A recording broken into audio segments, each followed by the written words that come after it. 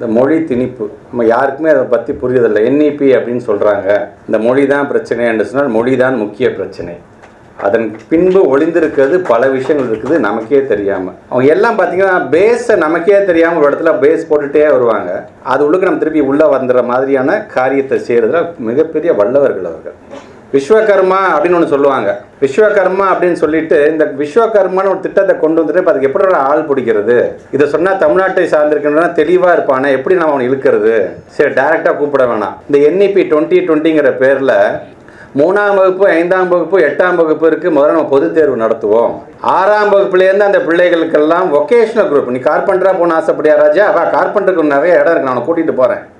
நீ ஒரு பெயிண்டராக வரணுமா ராஜா, வா ராஜா நான் பெயிண்டிங் எப்படி நான் சொல்லித்தரேன், உனக்கு பெயிண்ட் அடிக்கலாம் நீ செவுத்துக்கு. இப்படி நம்மளை டைவர்ட் பண்ணுறதுக்கு ஏன் 6ஆம் வகுப்புலேருந்து படிக்கிற பிள்ளைங்க ஒரு பெரிய அறிவாளியாக ஒரு பெரிய விஞ்ஞானியாக ஒரு அப்துல் கலாமாக வரக்கூடாதா? கார்பெண்டர் வீட்டு பிள்ளை கார்பெண்டராக தான் இருக்கணுமா அப்படின்னு நம்ம கேட்குறோம் பார்த்தீங்களா? அதை எது அவங்க பதில் சொல்ல தெரியாது. நான் சொன்ன மாதிரி தரவுகள் இங்கே இருக்க, தம்பிங்க இங்கே இருக்க, நம்ம எல்லாத்துலேயும் தரவுகள் உண்டு. ஆக இதை எப்படி சுற்றி அடிக்கணும் அப்படின்னு பார்த்தீங்கன்னா டேரெக்டாக வரமாட்டான், ஒரு மறு வச்சுட்டு வருவான், நமக்கே தெரியாது.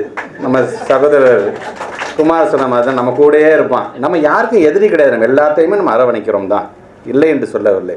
ஆனால் நமக்கே தெரியாமல் அது எப்படி அது நியாயமாக போகும், அது எப்படி அப்படின்னு சொல்லி நம்மளை மழுங்கடிக்க பார்ப்பாங்க. ஸோ அதில் நம்ம எந்த அளவுக்கு நாம் தெளிவாக இருக்க வேண்டும். எப்படிங்க பேசுகிறவங்க எல்லாருமே இன்றைக்கி அண்ணா தான் நாளுங்கிறது நீங்கள் அந்த கருத்தை நீங்கள் சொல்லியிருப்பீங்க. அண்ணாவோட அந்த மாஸ் டைலாக் நீங்கள் சொல்லியிருப்பீங்க. அதை நம்ம என்றைக்குமே மறந்த முடியாது. நான் முதலமைச்சராக வந்ததிலிருந்து நம்முடைய தாய்நாட்டிற்கு தமிழ்நாடு என்கின்ற அந்த பெயரை மாற்றியதிலிருந்து பல்வேறு காரியங்களை நான் செய்திருக்கிறேன். இதை பொறுத்து கொள்ளாமல் இவர்கள் இப்படி இருக்கலாமா, இப்படி ஆளலாமா, இந்த ஆட்சியை கலைத்தே தீர வேண்டும் என்று அவர்கள் சொல்லுவார்கள். முடிந்தால் கலைத்துப்பார் என்று நான் சவால் விட மாட்டேன், ஏன்னா அவர்களால் முடியும். ஆனால் ஒன்று மட்டும் சொல்லுகிறேன், இந்த அண்ணாவை இந்த நாற்காலியிலிருந்து கடத்தி விட்டு அந்த நாற்காலியில் நீங்கள் யாரை முதலமைச்சராக அமர வைத்தாலும் இந்த அண்ணா கொண்டு வந்திருக்கின்ற திட்டத்தில் கை வைத்தோம் என்று சொன்னால் மக்கள் வெகுண்டு எழுவார்களே என்கிற அந்த பயம், அந்த அச்ச உணர்வு இருக்கின்ற வரைக்கும் இந்த தமிழ்நாட்டை யார் ஆண்டாலும் அண்ணாதான் ஆளுகிறான் என்று அவர் சொன்ன அந்த கருத்து. இதை சிம்பிளாக நீங்கள் பாருங்கள். நீங்கள் நம்முடைய பேரறிஞர் அண்ணா அவர்களை பொறுத்த வரைக்கும் சத்தியமேவ ஜெயத்தே என்று இருந்துச்சு, அதை வாய்மையே வெல்லும் என்று நம்ம மாற்றி காமிச்சோம். ஆகாஷவாணி இருந்துச்சு, அதை வானொலி என்று நம்ம மாற்றி காமிச்சோம். இப்படி ஒவ்வொன்றையும் மாற்றிக்கிட்டே இருக்கோம்ல. இன்றைக்கி இதை மாற்றுறதுக்கு எவனுக்காச்சும் தைரியம் இருக்கான்னு பாருங்கள். நீங்கள் இன்றைக்கும் ஏன் வீதிக்கு நம்ம கோலம் போட்டு நம்மளுடைய எதிர்ப்பை காட்டுறோம்? இன்றைக்கி ஏன் நம்ம இளைஞர்கள்லாம் இன்றைக்கி வீதிக்கு தெருவாக இன்றைக்கி கோஷம் போடுறது எதுக்கு பார்க்குறோம்? இதுக்கெல்லாம் விதை போட்டவர் யார் என்று சொன்னால் பேரறிஞர் அண்ணா அவர்கள் தான். இனமான பேராசிரியர் அவர் தான் சொல்லுவாங்க, யார் தமிழில் எழுதினாலும் அங்கே தமிழ் நடக்கும், பேரறிஞர் அண்ணா எழுதினா மட்டும் அது நடனமாடும் என்று சொல்லார். அந்த அளவுக்கு தமிழ் மொழி, ஏதோ தமிழனாக பிறந்தனால மட்டும் அண்ணா அவர்கள் தமிழை உயர்த்தி பிடிக்கவில்லை, ஒரு பகுத்தறிவாளனாக பகுத்தறிந்து பார்த்துருக்கிறார். தமிழில் என்ன சொல்லுது, சமஸ்கிருதத்தில் என்ன சொல்லுது, அங்கே இருக்கின்ற வேதங்கள் என்ன சொல்லுது என்ன முழுமையாக படித்து பகுத்தறிந்து பார்த்து விட்டு அதை உயர்த்தி பிடித்தவர் நம்முடைய பேரறிஞர் அண்ணா அவர்கள். ஆங்கிலத்தால் என்னென்னலாம் செய்ய முடியுமோ அதற்கு இணையாக தமிழாலும் செய்ய முடியும் என்று சொல்லி காட்டியவர் நம்முடைய பேரறிஞர் அண்ணா அவர்கள். தன்னுடைய இலக்கியங்களாக இருந்தாலும் சரி, தமிழ் மொழியே அது நாடகம் சார்ந்தாக இருந்தாலும் சரி, அது திரைக்கதையாக இருந்தாலும் சரி, அது திரைப்படமாக இருந்தாலும் சரி, இதன் மூலம் இந்த பகுத்தறிவு சிந்தனையை மக்களிடம் கொண்டு சேர்ந்தது யாருன்னு பார்த்தீங்கன்னா பேரறிஞர் அண்ணா அவர்கள். அண்ணாட்ட தான் கேட்டாங்களாம், சரி இவ்வளோ சொல்கிறீங்களே, ஜின்னா அவர்கள் ஆரியரா திராவிடரா அப்படின்னு ஒரு கேள்வி கேட்கப்படுது.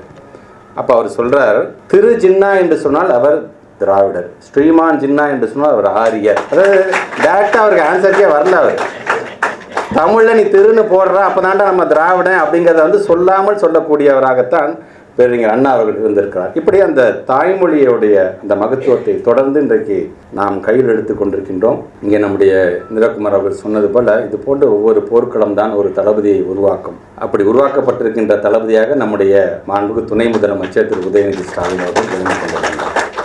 கருத்துக்களை எடுத்து சொல்கிறோம். நாங்கள் கருத்துக்களை எடுத்து சொல்லும்போது ஆணித்தரமாக எடுத்து சொல்கிறோம். ஆனால் சில நேரம் ஒரு அநாகரிகமான முறையில் அதற்கான பதிலை சொல்லக்கூடியவர்கள் அவர்கள் இருக்கிறார்கள் என்று சொல்லும் பொழுது நீங்கள் ஒன்றும் பயப்பட தேவையில்லை, நீங்கள் கோவப்பட தேவையில்லை. ஏன்னா நம்ம சரியான பாதையில் போகிறோங்கிற அர்த்தம். அதனால தான் என்னடா நம்ம எது சொன்னாலும் அவன் கவுண்ட்டு கொடுக்குறான், அவன் கொடுக்குற கவுண்டர் கரெக்டாக இருக்கே, நம்மகிட்ட அந்த தரவே இல்லையே, அவங்க பாட்டு என்ன பிடிச்சி இங்கே தலைவன் போட்டு இங்கே உட்கார வச்சு என்னை கொட்டுன்னு கொட்டுறாங்க எல்லாம் சேர்ந்துக்கிட்டுன்னு ஒரு பயம் வந்துருச்சு. அதனால் நான் என்ன பேசுகிறோன்னே தெரியாமல் பேசிகிட்டு இருக்கிறார். அதான் நம்முடைய மாண்புக்கு துணை முதலமைச்சர் இன்றைக்கி மதியம் பார்க்கும்போது நல்லா பேசுனீங்க, ஏதோ அறிவாலயத்துக்கு வந்தாலும் வருவாங்களாம்ல, நீ முதல்ல அண்ணா சிலைக்கு நீ வந்து பாரு அப்படின்னு சொன்னீங்க. ரொம்ப சந்தோஷமாக இருக்குது. எப்படி அந்த லூஸ் அண்ணா சிலைக்கு ஒரு ஃபோட்டோ எடுத்து போட்டு நான் வந்துட்டேன்னு சொன்னோம்.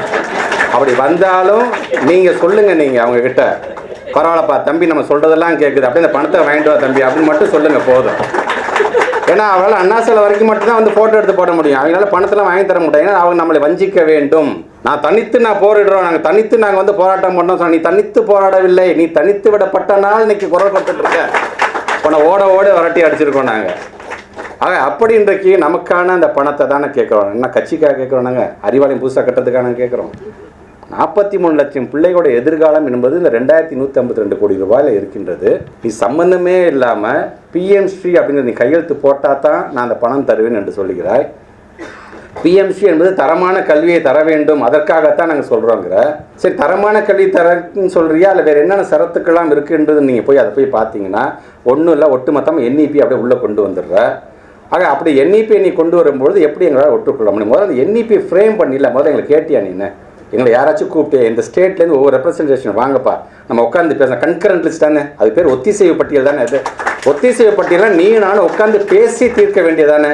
நீ பாட்டு எந்த ஒரு எஜுகேஷனலிஸ்ட்டும் இல்லாமல் நீயா ஒரு ஆளுங்க ஒரு குரூப்பை வச்சு போட்டுட்டு இன்றைக்கி என்இபியை நாங்கள் உருவாக்கிட்டோம் என்று நீ சொல்லுகிற. அது டிராஃப்ட் டேர்மில் இருக்கும் பொழுதே நம்முடைய மாண்புமிகு தமிழ்நாட்டு முதலமைச்சரை பொறுத்த வரைக்கும் அதற்கு எதிர்ப்பு தெரிவித்தார். இதில் பல கருத்துக்களை நீங்கள் கேட்காமலே நீங்கள் செய்கிறீங்க. ஏன்னா 2014 முத்தமிழர் கலைஞர் சொல்லும் பொழுது இதில் யாருங்க நீங்கள் எஜுகேஷனிஸ்ட் இருக்காங்க, யாருமே இல்லாமல் நீங்கள் எப்படிங்க இதை ஃப்ரேம் பண்ணுறீங்க என்று கேட்டவர் முத்தமிழர் கலைஞர் அவர்கள். இன்றைக்கி அந்த வழியில் நாம் நீங்கள் யாரை கேட்டுட்டு இது செஞ்ச அப்படிங்கிறதான் இன்றைக்கி நான் கேட்க நான் விரும்புகிறேன். ஆக இப்படி தான் நினச்சதெல்லாம் ஒன் சைஸ் ஃபிட்ஸ் ஆல் அப்படிங்கிற மாதிரி நான் ஒன்று சொல்லிட்டேன், எல்லாரும் இதை தான் ஏற்றுக்கணும் அப்படிங்கும்போது எப்படி அதை ஏற்றுக்கொள்ள முடியும்? இந்த இருமொழி கொள்கையில் நம்ம எவ்வளோ நம்ம ப்ரூவன் ப்ராடக்ட்ஸ் நம்ம வச்சுருக்கோம். இன்றைக்கி இருக்க ஐஎஸ்ஆர்ஓ நாராயணன் சார் முதற்கொண்டு எல்லாமே இருமொழி கொள்கையில் படிச்சுட்டு வந்தவங்க தானே இருக்கிறாங்க. இன்றைக்கி நமக்கு ஒரு அறிவியல் சார்ந்த சமுதாயத்தை உருவாக்கும் தான் நாங்கள் ஆசைப்படுறோம். நாங்கள் நீ ஹிந்தியும்பா, நாளைக்கு சமஸ்கிருதத்தை உள்ளே கொண்டு வருவா, சமஸ்கிருதத்தை உள்ளே கொண்டு வந்துட்டு இந்த 4 மந்திரத்தை நீ படிச்சின்னா நீ 40 மார்க் வாங்க, இந்த 8 மந்திரத்தையும் படிச்சுட்டு 80 மார்க் வாங்கன்னு சொன்னீங்கன்னா இப்படி எந்த அளவுக்கு எங்களை நீங்கள் அடி முட்டாளாக நீ ஆக்க பார்க்கிறாய் என்பதற்காகத்தான், ஏமாந்து விட கூடாது என்பதற்காக தான் சொல்லி இதை நாங்கள் அரசியல் செய்ய வேண்டிய அவசியமே இல்லை. இன்றைக்கி நான் மைக்கில் நான் பேசினா கீழே ஒரு ஆங்கில புத்தகத்தையும் மேலே ஒரு தமிழ் புத்தகத்தையும் தம்பி வச்சுருக்காரு. இதுவே இருமொழி கொள்கைக்கான ஒரு சான்றாகத்தான் நான் பார்க்குறேன். அதை வச்சனால இது உயருது, என்னுடைய குரலை என்னால் எழுப்ப முடியுது, நீங்கள் கேட்க முடியுது கருத்துக்களை.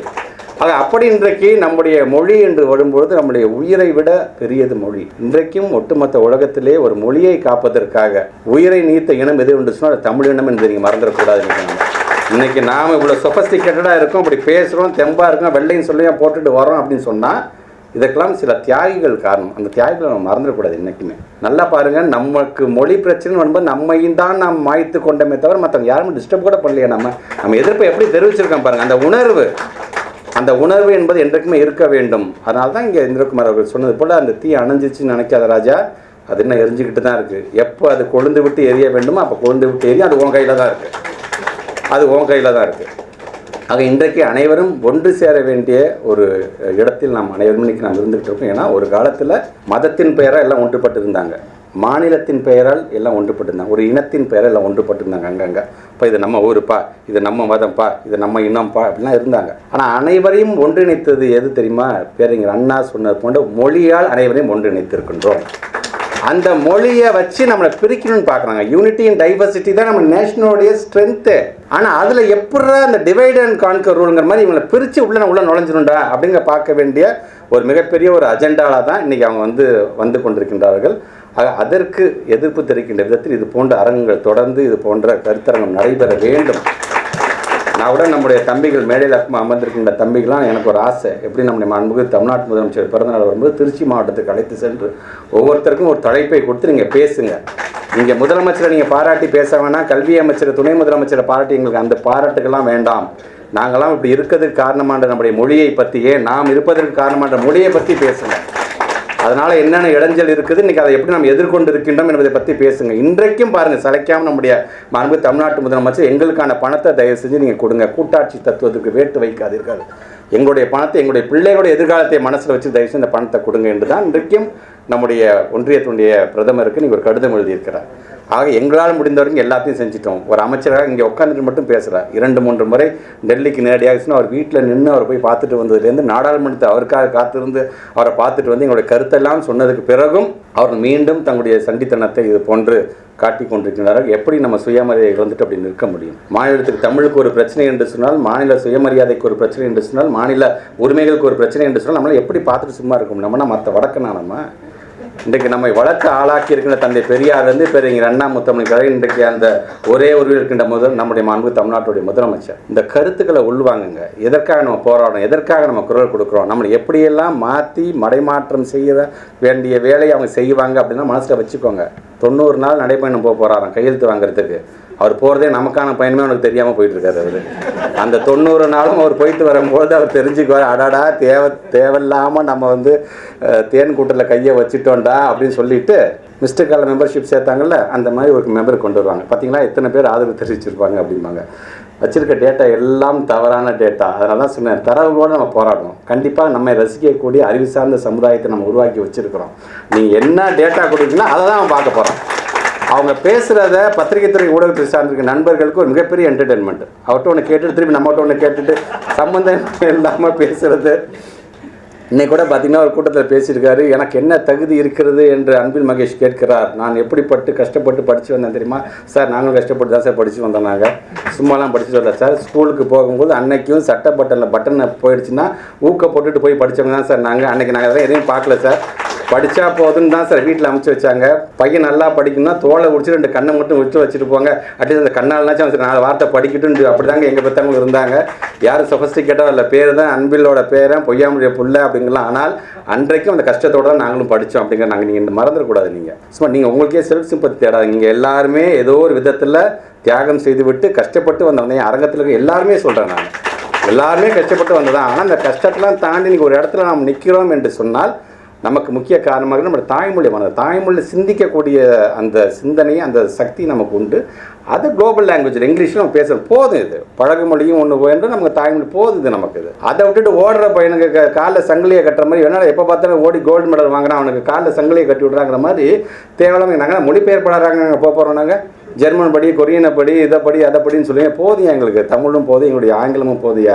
நிறைய பேரை உருவாக்கிட்டு இருக்கோம். இன்றைக்கி ஒட்டுமொத்தமாக இந்தியா மட்டுமல்ல உலகம் முழுவதும் இன்றைக்கி ப்ரீமியம் இன்ஸ்டியூஷனில் சேர்றவங்க ஒரு காலத்தில் 5 பேர் 10 பேர் தான். இன்றைக்கி 600 பேர் என் பிள்ளைங்க போய் படிக்குது அப்படின்னு சொன்னால் ஒரு ஒப்பிட்டு பாருங்கள். நீங்கள் உத்தரப்பிரதேசில் 25,000 அரசு பள்ளியை மூடிட்டு கிட்டத்தட்ட 15,000 தனியார் பள்ளியை கொண்டு வந்து தனியார் பள்ளியில் இப்போ நீங்கள் இந்தியா உள்ளே கொண்டு வரணும். நீங்கள் ஸோ பிளாட்ஃபார்மை எப்படி அவங்க கிரியேட் பண்ணுறாங்கன்னு பாருங்கள். அந்த பிளாட்ஃபார்மை கிரியேட் பண்ணாமல் அரணாக இருக்கக்கூடியது எதுவென்று சொன்னால் முத்துவேல் கருணாநிதி ஸ்டாலினுடைய இந்த ஆட்சியாகத்தான் இருக்கிறது என்பதற்காக நான் சொல்கிறேன்.